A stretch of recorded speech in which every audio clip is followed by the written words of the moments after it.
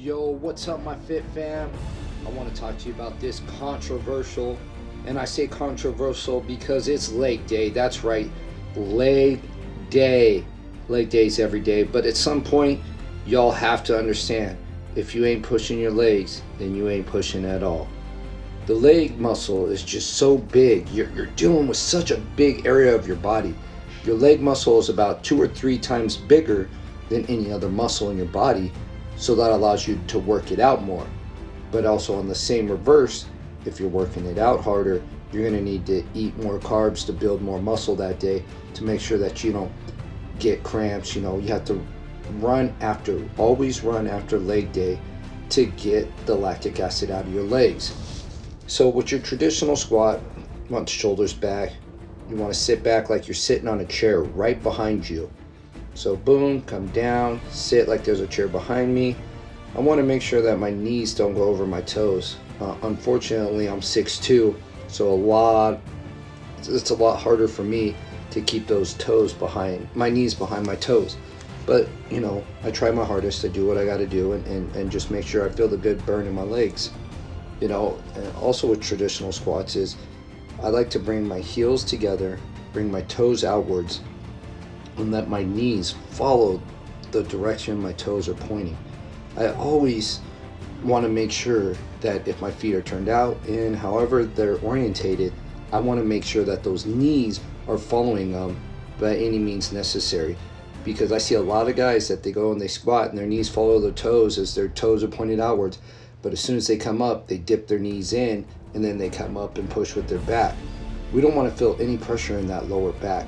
We want all the weight and everything to be right there on the legs, on the hamstrings, on the quads. We don't want no pressure on the knee, no pressure on the lower back. And for me, because I'm tall, I like to get my hands out as wide as possible. That's a good stability for that upper body, the core, just the hands out wide. You're not hands in tight and uncomfortable. You got the inner quad of your leg, you got your quad, then you got your hamstrings, and then you got your outer leg. So by doing different motions, you can really focus on it. I don't do real heavy weight on my inner quad because that inner quad muscle is just a lot smaller than my regular quad or my hamstrings, so I just don't push it as hard. People skip leg day and I never get why, because they say, oh well, it hurts. Well, this right here, I'm telling you why. It's because you either lean too far forward, your knees are going over your toes. You just want to act like you're sitting down in a chair behind you and then just coming up. It's if you feel pressure in your back, drop the weight. You gotta get them shoulders back, pretend like you're sitting down on a chair and just really trust yourself. Trust that whatever weight you come down with, you're gonna come right back up with it. Get that nice squeeze on the hamstring on the way down. Boom, pushing up, push my feet flat up against the ground like I'm trying to push my feet through the ground and just drive up as fast as I can. I don't want to play with the weight. I just want to move it and just change things up. Anytime I go to my leg press, so I do my traditional leg press, make sure that those knees follow the toes, whichever way they're going. I like to put my hands up in the air when the weight's lighter, so I'm not really trying to use any shoulder or trying to stability myself because the weight's too heavy. I just want that good leg.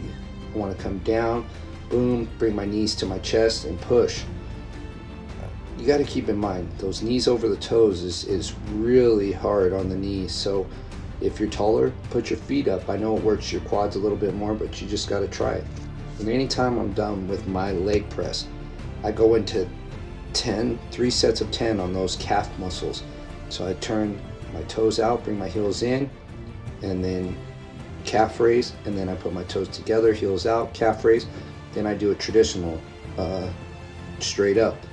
Now I want to make sure there's a slight bend in the knees. I don't want to lock my knees out, and I want to make sure that the safeties are up just in case the weight drops. A lot of the times, I get on this is a hack squat. This is one where a lot of people are like, well, I can't do a lot of weight because I feel a lot of pressure on my back. Well, it all comes down to form. Drop the weight until you're really getting down, getting that 90 degrees with your legs, and then coming back up. Most of the time I see people, you want to, like I do it reverse like that. So you got to stick the butt up, get out, and just get it going.